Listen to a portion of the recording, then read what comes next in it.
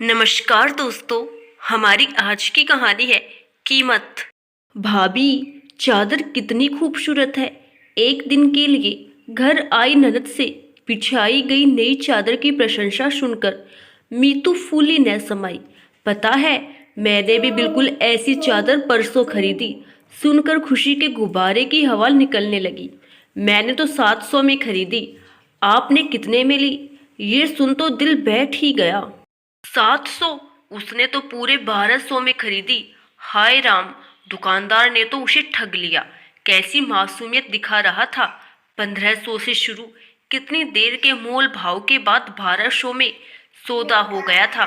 कितनी भोली सूरत बनाकर बोला था कि बोहनी का समय है, इसीलिए सस्ते में दे रहा है।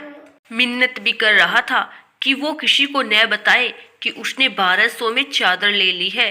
बताओ न भाभी, आप कहाँ खो गई हो? ननद के उल्हाने ने उसके विचारों के घोड़े को लगाम लगाई।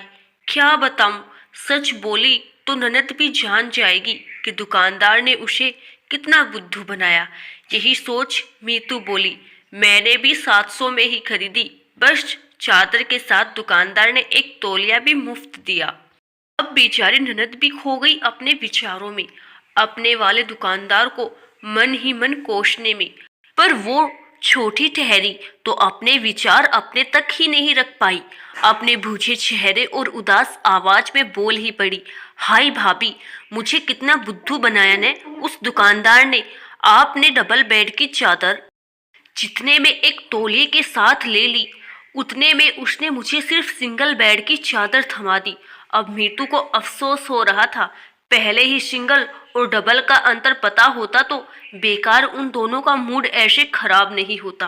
कुछ देर सोचती रही, फिर बोल पड़ी, अरे अरे, मेरी यादाश्त भी न। तू सही कह रही है, सिंगल वाली 700 की ही थी। ये वाली तो मुझे 1200 की ही मिली। देर आए दुरुस्त आई। आखिर आधा घंटा सिर्फ चादर और चादर के मोल पर बिताने के बाद अब ननद भाभी दोनों प्रसन्न थी। बस अब कोई दूसरा चादर सस्ते में न खरीद ले। आशा करती हूँ दोस्तों, आपको हमारी आज की कहानी जरूर पसंद आई होगी। धन्यवाद।